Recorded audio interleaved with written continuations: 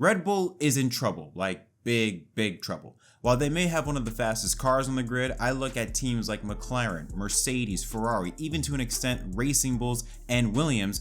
They're, in my eyes, a much better team than Red Bull. Those teams are like well-oiled machines. Sure, they will have mistakes, they will mess up, but those are teams where you can look at their drivers and be confident in them that they can build something for the future to become a potential race winning team or an even championship contending team in the future. That's not the case with Red Bull. Since 2016, I would argue it has been the Max Verstappen show at Milton Keynes, and they haven't had a solid driver lineup since Daniel Ricciardo in 2018. Even then in 2018, while everyone knew that Red Bull was focusing on Max, it still wasn't his team just yet. It was still a pretty balanced to an extent between the two drivers. Now it's Max Verstappen with that second Red Bull seat, just a continuous driving rotation. Pierre Gasly, Alex Albon, Sergio Perez, who looked comfortable in that Red Bull seat in 21 and early in 22, who ended up getting kicked out at the end of the 2024 season. And now it looks like Liam Lawson will get the boot not even 2 races into 2025. If not in Japan, it will be inevitable, I feel like, before he is out of that Red Bull seat. Now, to any racing driver, if you're trying to make it to F1, if you were offered a seat at the 6-time Constructors Champions of Red Bull,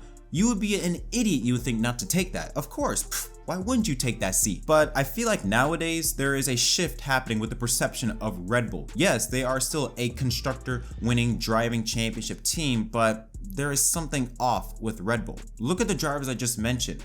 They were in Red Bull, had a tumultuous time there, got kicked out on the side of the road like they were nothing, and look what's happened to their careers since. Gasly may not ever sniff the opportunity of a top ride. Albon, who got demoted to being a reserve driver for Red Bull, but until just recently now, he's acquired a more leadership role at Williams, and we're starting to see the true Alex Albon and the driving talent that he has. And Sergio Perez, who now looking back is probably smiling from ear to ear, who was probably unjustified getting taken out of that car. He's no longer in F1. At least maybe for now. And the reason why I say he's smiling ear to ear is probably because he had been calling out the issues with Red Bull since 2023 around the Spanish Grand Prix, that there is something wrong with this car. But again, because Red Bull is Max's team now, they look at this as, oh, Max is winning races. This is a Checo problem, not a Red Bull problem. Well, now Max is struggling himself, although nowhere near to the levels that we've seen with Liam Lawson. I would argue though that this was expected. Don't get me wrong, Liam has won everything that you could win in the ladder system up to Formula 1. But he didn't compete in a full season up to that point, and in my eyes didn't compete well enough to I felt like it was justified for him to get the Red Bull seat over Yuki Tsunoda. He had good runs, but I felt that Yuki would have been the much better option. Which brings me to Yuki himself. I, like many, thought it was not fair that Yuki got once again snubbed out of a ride. But this is probably one of those blessing in disguise moments. The Racing Bulls seem to have a car that is much more stable and easier to have a handle on than the Red Bull. Hell, even Max suggested that Liam would be faster in a Racing Bull. Not only that, it's the culture at Red Bull that makes it seem as though that Yuki staying at Racing Bull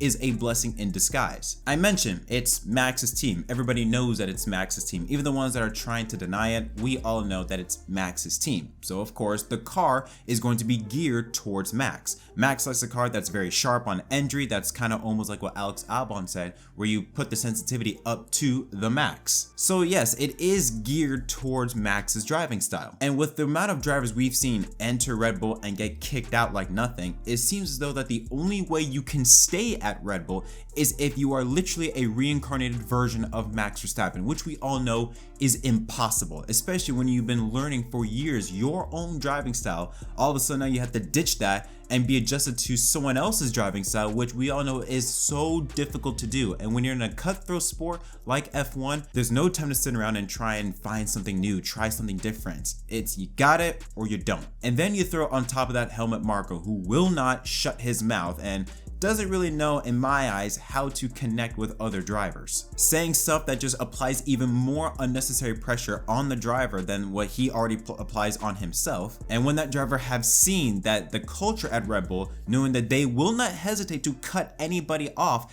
if they're not working, how can you expect the driver to perform when you have already almost ruined his credibility and ruined his mental state? Now, I'm not saying we should coddle the second driver at Red Bull. F1 is the pinnacle of racing. You should be ready to handle anything.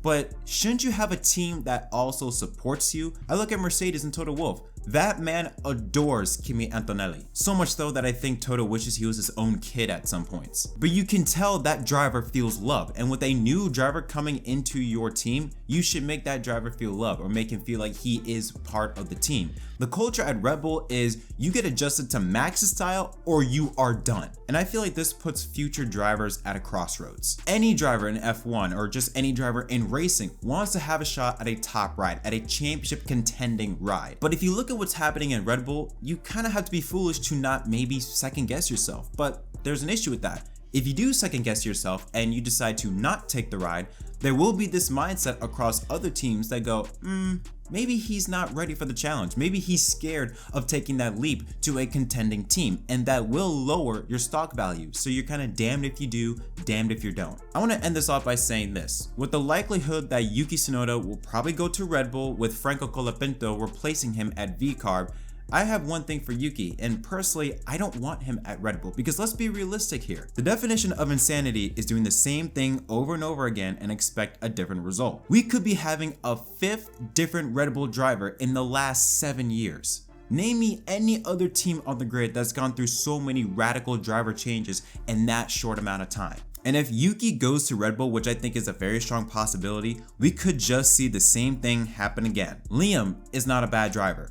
Gasly, Albon, Perez, all of them, they are not bad drivers and really good at what they do. And I think it's not so much they have to change, it's Red Bull that has to change.